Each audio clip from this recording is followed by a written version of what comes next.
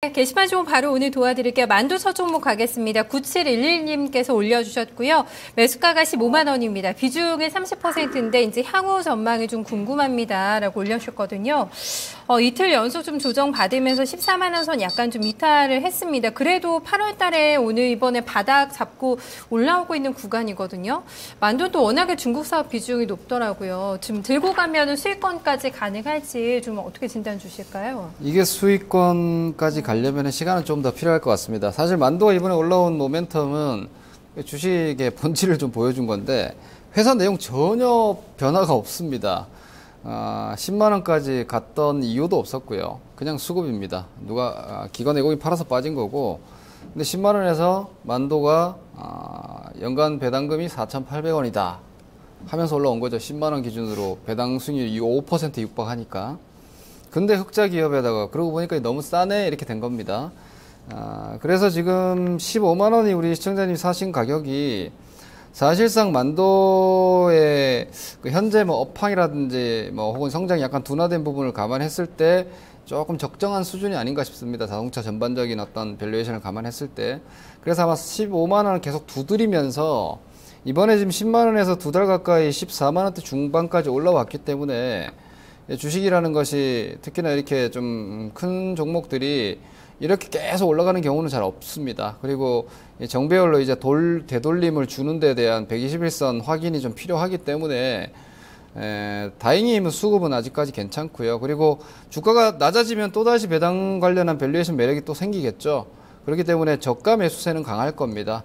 주가가 크게 무너지는 않겠지만 13만 원대 초반이나 혹은 약간 보수적으로 보면 한 12만 원대 후반 정도는 한번 다시 확인할 수는 있는데 이 종목 팔고 다른 데 들어가서 자신이 없으시면은 제가 볼 때는 15만 원 보장 정도는 볼 수 있지 않을까. 전반적인 경기 흐름도 그렇고, 그리고 최근에 중국 쪽에서 나온 자동차 관련한 세금 지원 정책이라든지 이런 부분들 감안했을 때 중국 쪽에서 자동차 부품 쪽에 대한 수요는 추가적으로 나올 수 있기 때문에 15만 원대 본전을 시간을 놓고 기다리신다라면은 그 이상까지는 한번 볼 수 있지 않을까. 맥스로 봤을 때는 한 17만 원대 정도까지를 한 3개월 보신다라면은 가능성은 꽤 되지 않나 싶습니다. 다만 그러기 위해서는 13만 원에 대한 재이탈을 한번 감수하셔야 될 것 같습니다.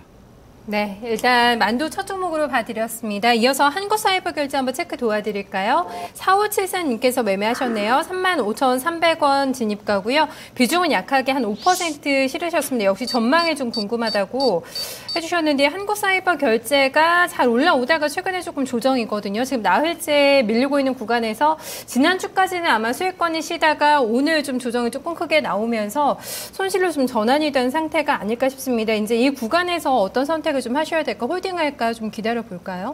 35,000원이라고 그러셨죠. 네. 지금 위치에서 한국사이버결제 같은 주식은 방향이 안 정해져 있습니다. 어떻게 보면은 이 종목을 이렇게 접근을 저는 하시기를 좀 권해드리고 싶네요. 저도 한국사이버결제는 지켜보는 주식이에요. 근데 사지는 않습니다, 아직. 왜냐면은 이 주식이 지금 쉬고 있는 게 완연하게 보이고요. 아직은 완벽하게 꺾이지도 않았지만 위로 치고 나가는 것도 실패한 상태에서 아직은 제시도가 없습니다. 그러면은 매수가 조금 급하게 된 거죠. 좀 서둘러서 매수하신 게 되는 거고요.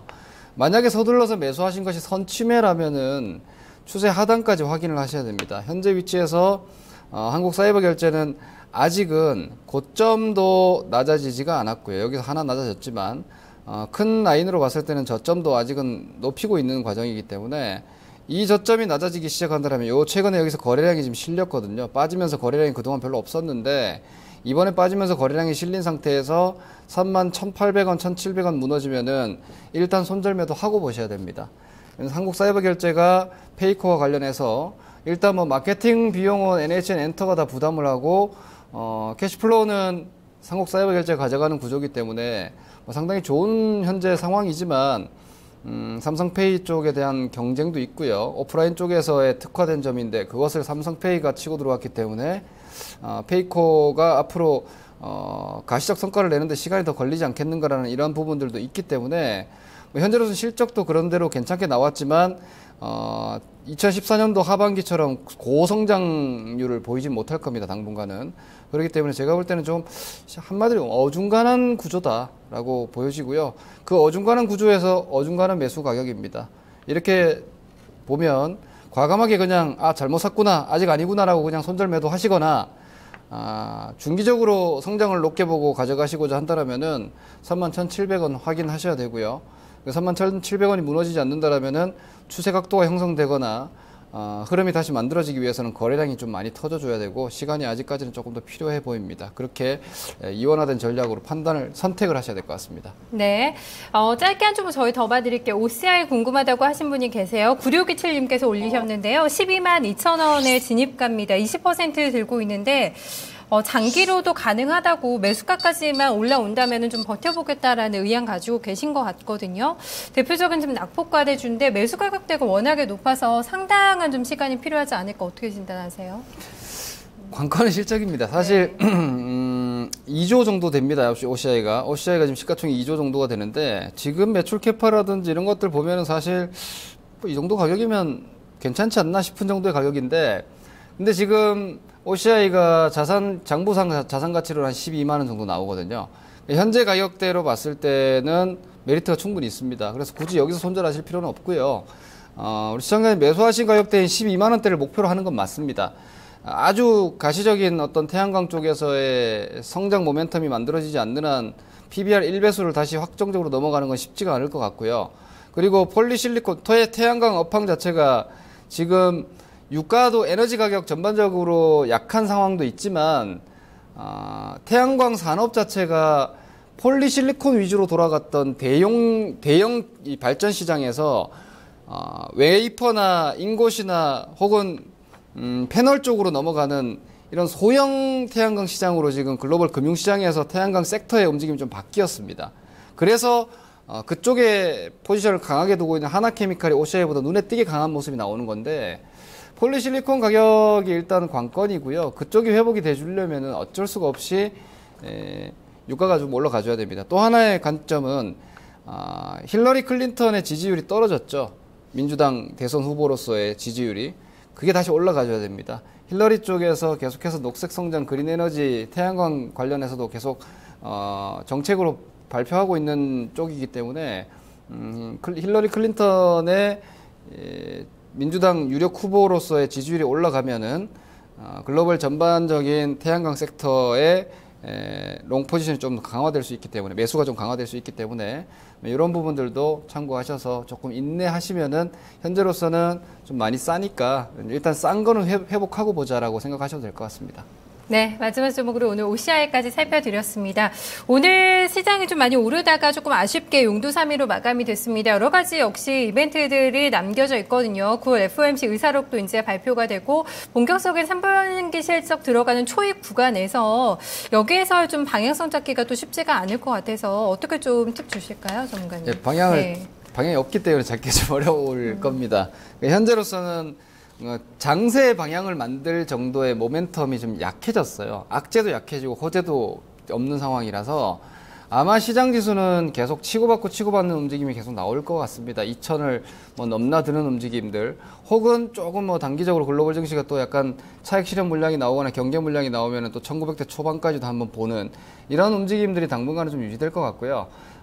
여기에 대한 방향성은 일단 금리가 아니라 경기가 좀 뭔가 그림이 그려지면 좋아질 겁니다. 그래서 지금은 조금 힘든 기간이지만 견디는 장이라고 보시면 될 것 같고요.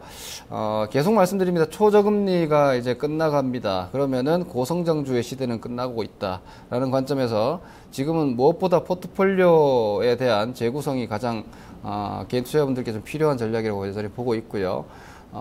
가치주들 지금 8년간 경기 안 좋아서 너무너무 싸니까 그런 쪽으로 오히려 어려운 매매 하지 마시고 좀 편안하게 가시는 것도 지금은 여전히 좋은 방법이지 않나 싶습니다. 장이 속도가 나지 않습니다. 그러니까 여러분들이 막 추격 매수 하시는 게 오늘 당장 안 사면은 안 될 것 같은 그 속도에 대한 부담감이거든요. 근데 장이 지금 속도가 이렇게 많이 나지 않기 때문에 주식을 비싸게 사줄 필요가 없고요. 막 급하게 하실 필요가 없습니다. 그래서 오히려 시장이 느린데 일개 개인 투자자분들께서 고속 추구한다고 해서 나오는 게 아니니까 오히려 느리게 갈 거라면 좀 편하게 갈 수 있는 종목들 많이 저평가돼 있고 그동안 소외되어 있었는데 수급이 좀 좋아지는 그런 주식들이 대형주 쪽에서 오히려 많이 있으니까 이런 쪽으로 오히려 현재 시장의 변동성을 회피를 하는 게 아니라 감내할 수 있는 전략이 아닐까 싶습니다. 네, 오늘도 가치주들 조금씩 저가에 모아 나가자라는 또 전략이 나왔습니다. 잘 들었습니다. 전문가님 고맙습니다. 네, 고맙습니다. 네, 김종환 전문가와 함께 했습니다. 유럽 증시 오늘 상승 출발 나오네요. 2% 가까운 급등세로 주요국 증시가 현재 오름세로 시작이 되고 있습니다. 포트폴리오 고민 상담 받고 싶으신 분들 많으시죠? 전화 주시면 됩니다. 서울 전화고요. 02-2128-3388로 전화 주시면 또 바로 저희하고 또 연결돼서요. 상담 받아보실 수 있습니다. 많이 참여해 주십시오. 오늘 저희 여기서 인사드리겠습니다. 고맙습니다.